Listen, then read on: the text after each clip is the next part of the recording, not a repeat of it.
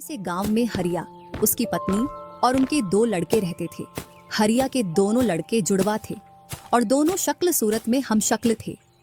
जो कोई भी व्यक्ति उनको देखता तो वो पहचान नहीं पाता कौन रामू कौन राजू है इन दोनों में से। एक शाम हरिया अपनी पत्नी से बोलता है, अब तो बुढ़ापा आ गया और अब पहले जैसे हाथ पैर भी नहीं चलते। हाँ, अब आपकी और मेरी उम्र हो गई है। अब मुझसे भी घर का काम नहीं होता। क्यों ना रामू और राजू के लिए सुंदर लड़कियां देखकर उनकी शादी कर दी जाए। हाँ भाग्यवान, तू बोल तो सही रही है, लेकिन मुझे रामू की फिक्र है क्योंकि उसे काम में आलस आता है और वह कैसे अपना गुजारा कर पाएगा। बातें करते करते दोनों सो जाते हैं।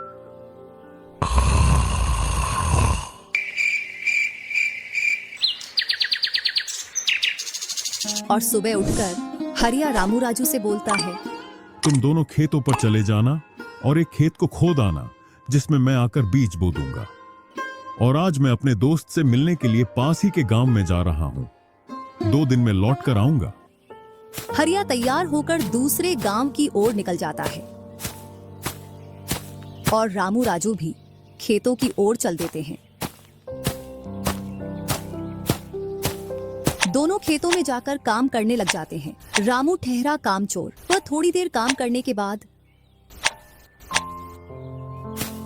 एक पेड़ की छांव में जाकर लेट जाता है। इधर राजू को सुबह से शाम हो जाती है और वह आधा खेत खोद देता है।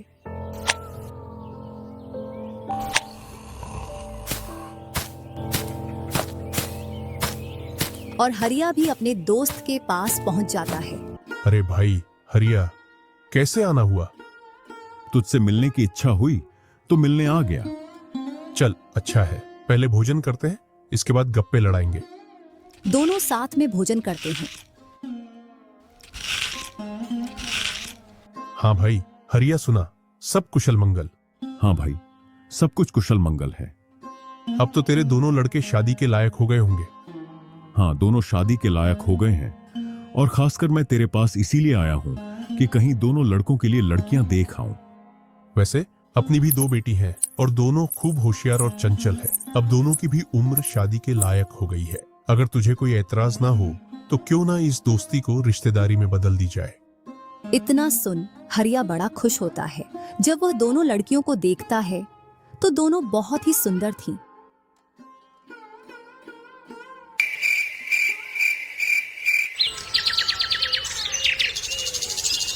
सुबह होते ही हरिया अपने दोस्त से बोलता है, मैं जल्द ही मेरी बहुओं को लेने आऊंगा।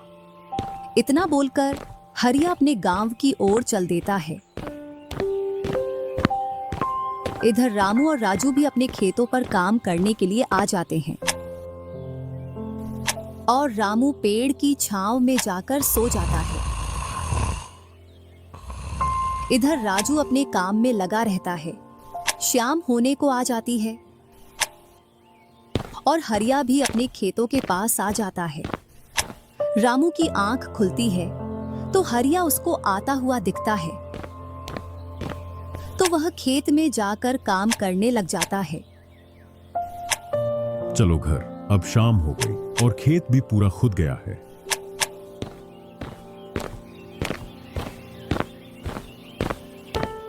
तीनों साथ में घर पहुंच जाते हैं।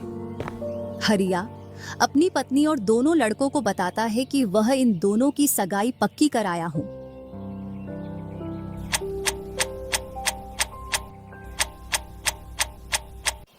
और वह कुछ दिन बाद दोनों का विवाह कर देता है। ऐसे ही कुछ वर्ष निकल जाते हैं।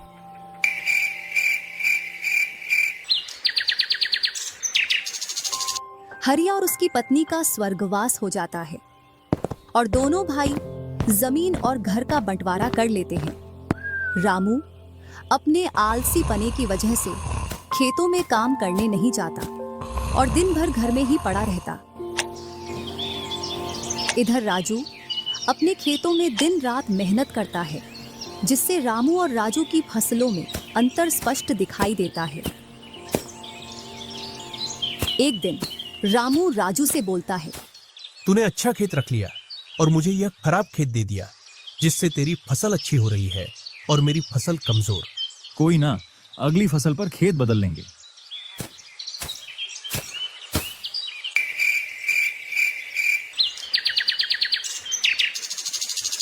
अगली फसल पर रामू राजू से खेत बदल लेता है और एक खेत ज्यादा ले लेता है। फिर भी राजू खुशी खुशी उसे खेत दे देता है। राजू के हिस्से में जो खेत थे उनमें फिर से वह दिन रात मेहनत करता। इधर रामू कभी काम करता तो कभी काम नहीं करता। रामू के पास बीज खरीदने के भी पैसे नहीं थे, तो वह पैसे लेने के लिए जमींदार के यहाँ चला जाता। जमींदार जी, कुछ पैसे उधार चाहिए थे, जिससे मैं अपने खेतों के लिए बीज ले आता और फसल आने पर मैं आपको पैसे लौटा देता। क्यों नहीं भैया, लेकिन आपको 2% ब्याज देना पड़ेगा। जी जमींदार जी, मैं ब्याज दे दूंगा। जमींदार रामू को पैसे दे देता है और रामू उनसे कुछ बीज लाकर अपने खेतों में बो देता है। इधर राजू अपनी फसल की रोज देखभाल करता और रामू बोकर आया उसके बाद से अपनी फसलों को देखने के लिए भी नहीं गया। वहीं अपने घर में पड़ा रहता और दिन रात सोता रहता।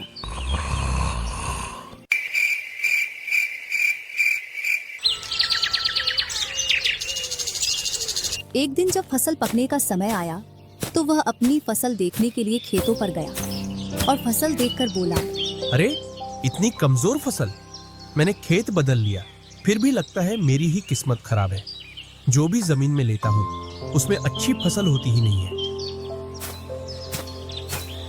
ऐसे कहते हुए वह अपने घर आ जाता है और अपनी पत्नी से बोलता है, राजू की फसल तो अच्छी है, बस हमारी फसल ही कमजोर है। ऐसा कैसे हो सकता है? ऐसा तो होगा ही। दिन रात जो घर में पड़े रहते हो और खेतों में समय समय पर दवाई पानी नहीं दोगे तो फसल ऐसी कमजोर रहेगी। फिर बोलते हो किस्मत खराब है। किस्मत नहीं, मेहनत करनी पड़ती है। चल चल, मेरे को मत सिखा। अगर किस्मत ना हो तो कुछ भी नहीं होता। अगर मेहनत से कोई बड़ा बनता तो सबसे पहले गधा बड़ा बनता, क्योंकि उसके बराबर कोई मेहनत नहीं करता। और जो मजा जिंदगी में सोने में है वह मजा और किसी चीज में नहीं। बस इनको तो सुला दो, सोने के अलावा और कोई काम ही नहीं है।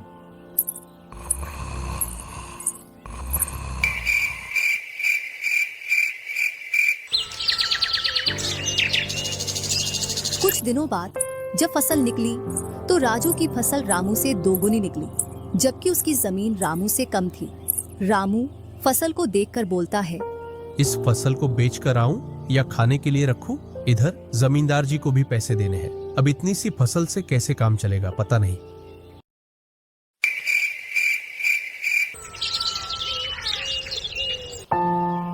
एक दोपहर रामू सो रहा था, तभी उसका गेट किसी ने खटखटाया। पता नहीं कौन भरी दोपहर में नींद खराब करने के लिए आ गया। जैसे ही वह गेट खोलता है तो सामने जमींदार खड़ा दिखता है।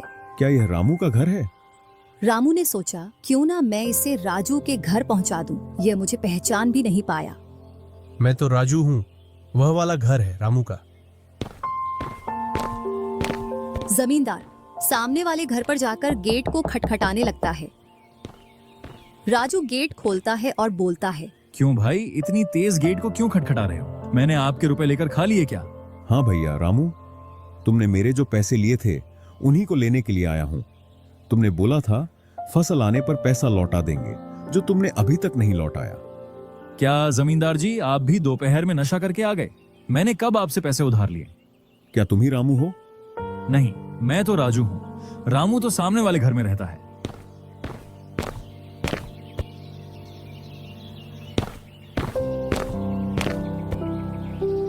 भरी दोपहरी में जमींदार का सर चकरा जाता है और वह अपने घर चला आता है और घर पहुंचकर मुनीम से बोलता है, ऐसा लगता है मुझे कि जो पैसे रामू के दिए थे वह पैसे अब लौट कर नहीं आने वाले। क्यों, ऐसा क्या हुआ जो पैसे वापस नहीं आ रहे हैं? रामू और उसका भाई दोनों हमशक्ल हैं और दोनों बोल रहे हैं कि रामू वह है, रामू वह है। और उन दोनों ने दोपहर भर मुझे इस घर से उसे घर दौड़ाया। जमींदार जी, पैसे निकालने की मेरे पास एक स्कीम है। बोलो कौन सी स्कीम है? मुनीम जमींदार जी के कान में पूरी स्कीम बताता है।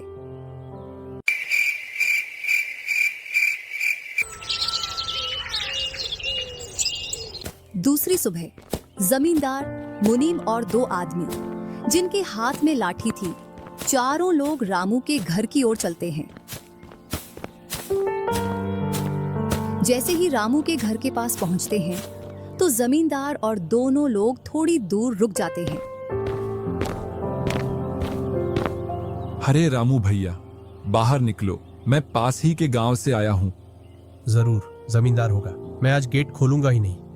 मैं तुम्हारी ससुराल से आया हूँ। तुम्हारे ससुर साहब ने तुम्हारे लिए कुछ रुपए और कुछ आभूषण भेजे हैं, क्योंकि बुढ़ापे की वजह से उनसे यहाँ तक आने की नहीं बन पा रही थी, इस वजह से उन्होंने मुझे भेजा है।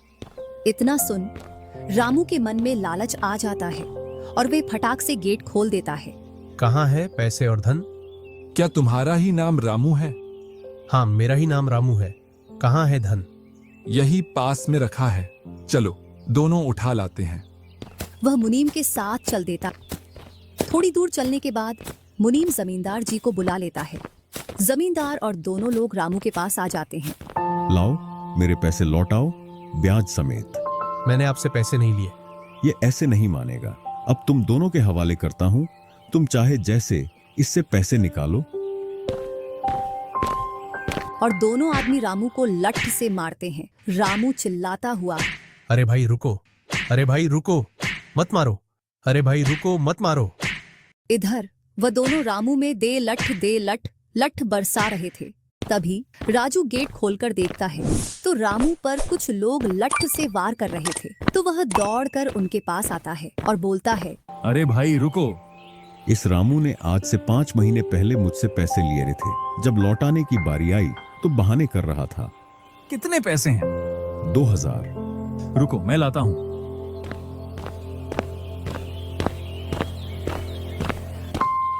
राजू रुपए लाकर जमींदार को देता है और जमींदार और उसके साथी वहां से चले जाते हैं। इधर रामू भी अपने घर में चला जाता है और राजू भी।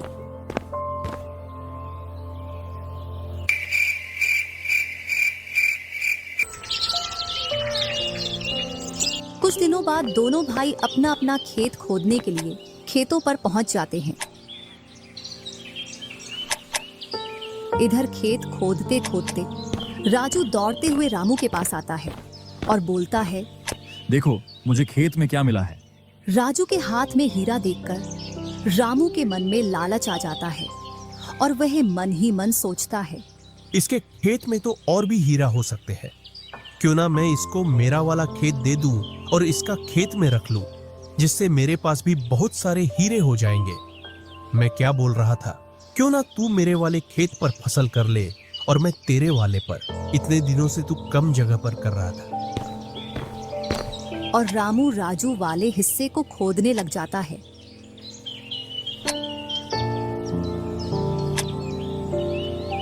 शाम तक पूरे खेत को खोद देता है, लेकिन उसे उसमें कुछ भी नहीं मिलता और थका हारा घर पहुंच जाता है। आज पूरा खेत खोद दिया, लेकिन फिर भी एक हीरा नहीं मिला, जबकि राजू ने खेत का एक कोना खोदा था, उसमें ही उसे एक हीरा मिल गया। अच्छा, आप अगर ऐसे ही मेहनत करते रहे तो एक दिन आपको भी बहुत सारे हीरे मिलेंगे। बातों ही बातों में रामू की नींद लग जाती है।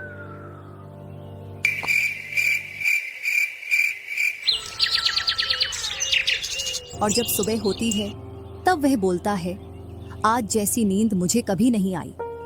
हाँ, अगर तुम ऐसे ही मेहनत करते रहे तो आपको रोज ऐसी नींद आएगी। और रामू उसे वर्ष राजू की तरह अपने खेतों में मेहनत करता है और दोनों की फसलें बराबर निकलती हैं, जिससे रामू के चेहरे पर अलग ही चमक दिखती है। एक दिन चारों लोग साथ में बैठकर खाना खा रहे थे। क्या सच में उस दिन खेत में से हीरा निकला था? हाँ भैया, निकला था ना। जो आज आपके घर में, उसकी वजह से कई सारे हीरे रखे हैं। इतने में ही रामू की पत्नी बोलती है, वह तो नकली था, आपसे काम करवाने के लिए। इसी प्रकार बातें करते करते चारों लोग अपने अपने घरों में जाकर सो जाते हैं।